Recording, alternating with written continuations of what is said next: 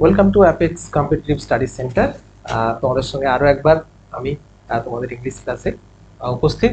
তো আজকে যেখান থেকে তোমাদের আমি জিরানটা দিয়ে শেষ করলাম, তারপরে যেটা আমাদের রয়েছে যে পার্টিসিপল, নন ফাইনাইট ভার্বের আরো একটা অংশ পার্টিসিপল।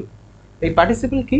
এই পার্টিসিপল হচ্ছে ভীষণ মজাদার, খুব ইন্টারেস্টিং লাগবে বিষয়গুলো তোমরা যখন পরপর দেখবে যে কিভাবে এর ফাংশনটা হচ্ছে সেন্টেন্সের মধ্যে। সেটা ভীষণই একটা মজাদার বিষয়। আচ্ছা যাক, তো আমরা আসছি যে ভার্ব এর সঙ্গে আইএনজি যোগ হচ্ছে, কিন্তু কাজ করছে কিসের মতো? কাজ করছে অ্যাডজেক্টিভের মতো। ঠিক আছে, তাহলে ভার্বের সঙ্গে আইএনজি যোগ হয়ে জিরান্ডের সময় আমরা দেখলাম যে সেখানে নাউনের মতো কাজ করছে, আর এখানে এসে দেখছি আমরা আমরা অ্যাডজেক্টিভের মতো কাজ করছে। এখন এই পার্টিসিপলের আগে একটু বলে নিই, এই পার্টিসিপলের কয়টা ভাগ রয়েছে। তা এই পার্টিসিপলের তিনটে ভাগ রয়েছে। কি কি না, একটা হচ্ছে প্রেজেন্ট পার্টিসিপল,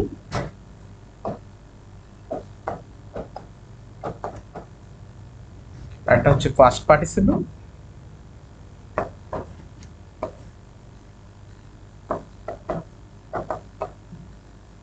আর একটা হচ্ছে পারফেক্ট পার্টিসিপল।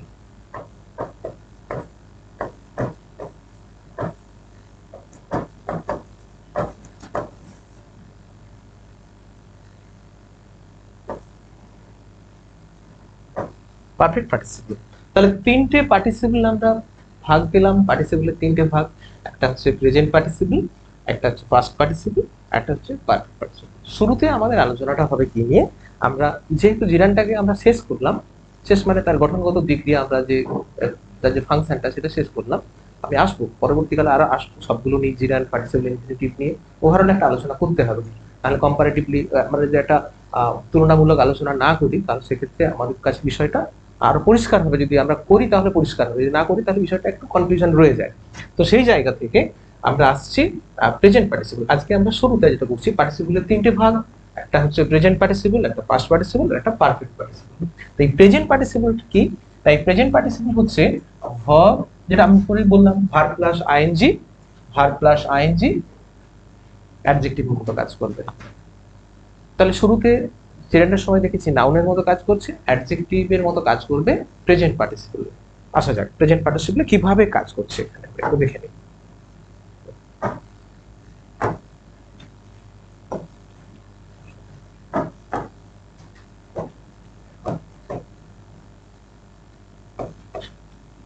প্রেজেন্ট পার্টিসিপল, তাহলে verb plus ING equal to adjective যখন হবে, তখন আমরা সেটাকে ভেবে নেব যে প্রেজেন্ট পার্টিসিপল হিসেবে কাজ করছে। একটু আসি উদাহরণে আসি, তাহলে তোমাদের কাছে বিষয়টা আরো পরিষ্কার হবে। কিরকম না, আমি বললাম যে boiling water, running train, burning house. এই যে প্রত্যেকটা ভার্ব, এখানে আমরা প্রথমে যদি যাই, আমরা বয়েল, বয়েল ভার্বের সঙ্গে আইএনজি, তারপর দিচ্ছি রান ভার্বের সঙ্গে আইএনজি,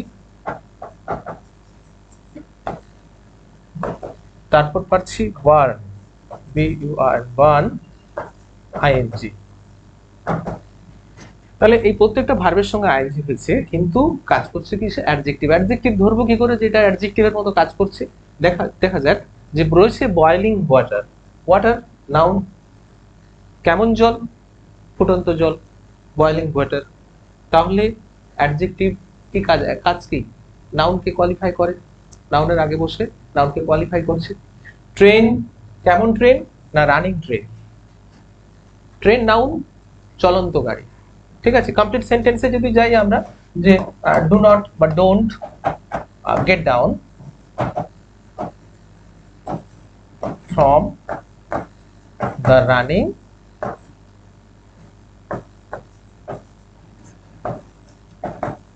ট্রেন। তাহলে আমরা দেখি যে চলন্ত ট্রেন থেকে আমাদের নামা উচিত না, বা চলন্ত বাস থেকে নামা উচিত না। তাহলে কেমন বাস, কেমন ট্রেন, যেটা চলছে এমন, তাহলে নাউনকে কোয়ালিফাই করছে, দ্যাট ইজ অ্যাডজেক্টিভ। তাহলে দেখলাম আমরা ভার্বের সঙ্গে আইএনজি বসে এটা অ্যাডজেক্টিভের মতো কাজ করছে। একই রকম ভাবে আমরা দেখছি একটা হাউস, জ্বলন্ত হাউস, বাড়িতে আগুন লেগে গেলে আমরা দেখি দোকানপাট বাজারে যখন আগুন লাগে, তো ন্যাচারালি আমরা দেখছি হাউসটা কেমন না বার্নিং, জ্বলছে এমন, পুড়ে যাচ্ছে এমন। তাহলে ওয়ান ভার্বের সঙ্গে আইএনজি যোগ হয়ে বার্নিং হাউস অ্যাডজেক্টিভের মতো কাজ করছে। এটাই হচ্ছে প্রেজেন্ট পার্টিসিপল। তাহলে ভার্বের সঙ্গে আইএনজি যোগ হয়ে অ্যাডজেক্টিভের মতো কাজ করলে আমরা তাকে বলবো প্রেজেন্ট পার্টিসিপল। এরপর আসছে পাস্ট পার্টিসিপল। পাস্ট পার্টিসিপল ব্যাপারটা কেমন?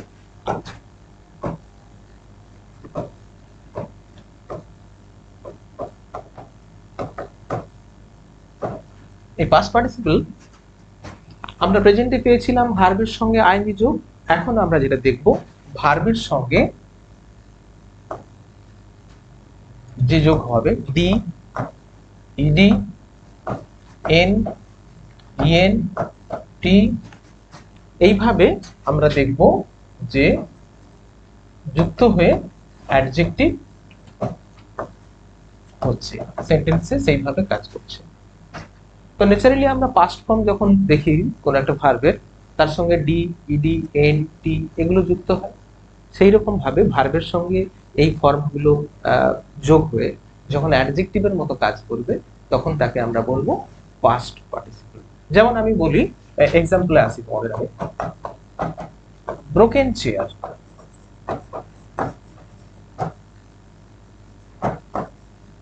এই ব্রোকেন শব্দটা পেলাম ব্রেক ভার্বের, ব্রেক, ব্রোক, ব্রোকেন, তাই তো? ব্রোকেন চেয়ার, কেমন চেয়ার না ব্রোকেন চেয়ার। তাহলে চেয়ারের আগে চেয়ারকে কোয়ালিফাই করছে, তো কেমন চেয়ারটা, চেয়ারটা ভাঙা চেয়ার।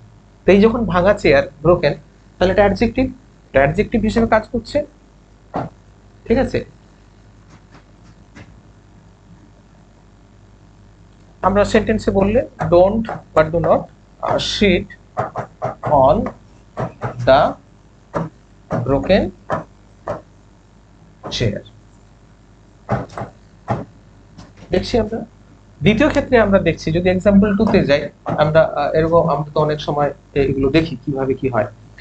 তো এই ব্রোকেন চেয়ারে আমরা পেয়ে গেলাম, তাহলে ব্রোকেন কথাটা এখানে অ্যাডজেক্টিভ পাস্ট পার্টিসিপল ফর্মে রয়েছে ভার্বের, তো কিন্তু এটা অ্যাডজেক্টিভ পাস্ট পার্টিসিপল হিসেবে কাজ করছে এখানে। অন্য একটা উদাহরণ যদি দেখি আমরা, যে they live in the deserted village। এই যে ডেজার্টেড কথাটা নিলাম, মানে একটা পরিত্যক্ত গ্রাম, একটা হন্টেড, একটা খুব সেরকম ভালো নয় কিছু, সবুজ উদ্ভিদ, গাছপালা, পুকুর এরকম কিছু নেই, একটা ডেজার্টেড শুষ্ক মরুপ্রায় এরকম একটা অঞ্চলে, একটা গ্রামে তারা বাস করে। তাহলে এখানেও আমরা পাচ্ছি যে ডেজার্টেড ভিলেজ, ভিলেজটা কেমন, ডেজার্টেড ভিলেজ, হন্টেড ভিলেজ, এরকম বলি ভুতুড়ে গ্রাম, ভুতুড়ে জায়গা, এরকম জায়গা। তাহলে এখানেও আমরা পাচ্ছি এটা কি পাস্ট পার্টিসিপল পেলাম, ঠিক আছে? তাহলে ভার্বের সঙ্গে ডি, ইডি, এন, টি এই যে যুগগুলো হচ্ছে, হয়ে কি হলো না তার ফাংশনটা হয়ে যাচ্ছে অ্যাডজেক্টিভের মতো। আমরা কিন্তু এর পাস্ট ভাববো না, যেটা ভাববো ডেজার্টেড এটা ভার্ব হয়ে আছে, না, এখানে মেন ভার্বকে, এখানে এমভি হচ্ছে লিভ, আর এটা হচ্ছে আমাদের পার্টিসিপল অর্থাৎ নন ফাইনাইট ভার্ব। আমি বলেছিলাম সেন্টেন্সের শুরুতে যে সেন্টেন্সে আমরা দেখব যে মেন ভার্ব অবশ্যই থাকবে, তার সঙ্গে আমরা নন ফাইনাইট ভার্ব পাবো, মেন ভার্ব ছাড়া হবেই না, সম্ভব নয়। তো এখানে আমরা পেলাম, তাহলে প্রেজেন্ট পার্টিসিপল পেলাম, পাস্ট পার্টিসিপল পেলাম, দুটো পেয়ে গেছি। এরপর থাকছে পারফেক্ট পার্টিসিপল। স্টপ করো।